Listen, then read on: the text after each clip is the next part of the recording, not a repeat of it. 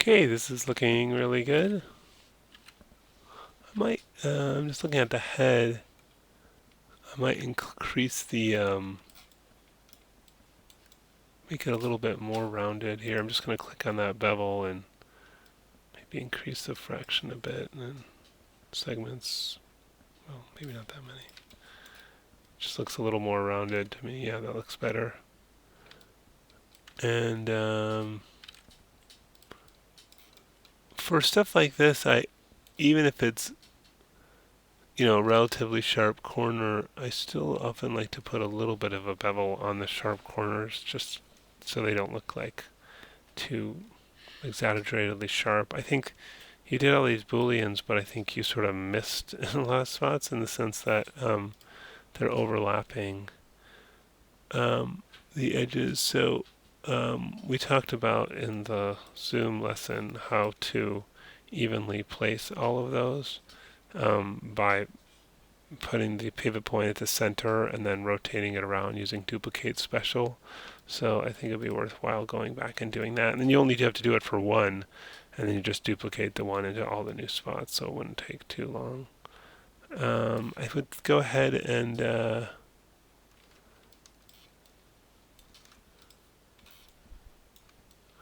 yeah, I mean, even is there a bevel on that? It's just extremely small. I might just. Oh, it's not letting you do a bigger one. That's why.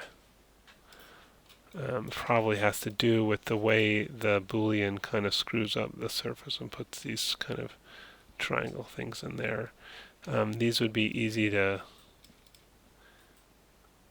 make without Boolean.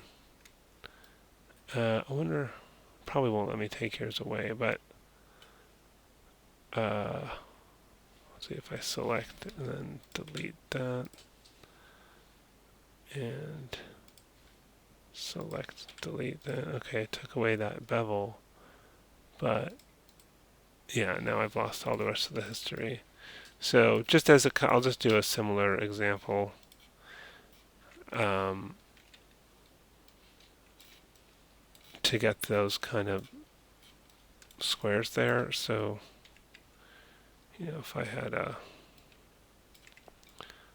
something like that, it doesn't really matter for the purposes of this demonstration, but imagine that's your leg.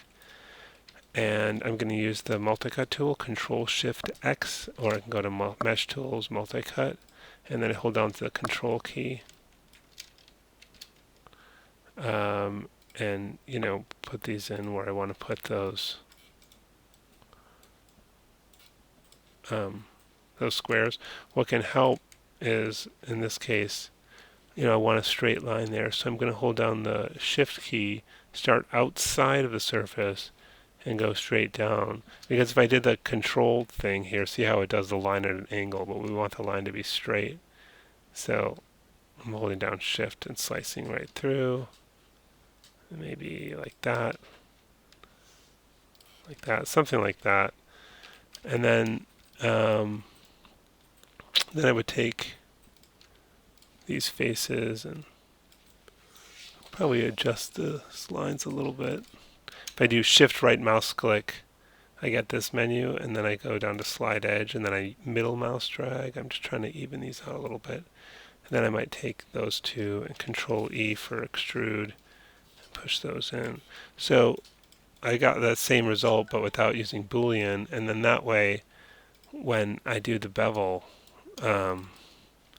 it's not going to limit the size of my bevel.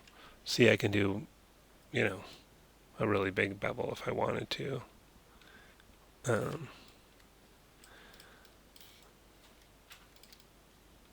So I think it's these diagonal lines, these triangles, that are screwing up the ability to do the bevel the way you want it to. Yeah, and just look out for those overlapping there. I don't think those do. These might be a bit smaller than you have them.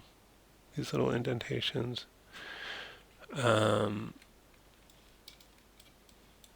Yeah, I mentioned those other ones overlapping. I like the little notch out in the eyes, the nose. Yeah, again, maybe some bevels on that, or smoothing it. It's not exactly clear what's going on with the mouth. I think maybe a little flatter than what you have. You can move it out a bit, but I don't think it was quite so rounded. But yeah, I think overall pretty good and good attention to detail.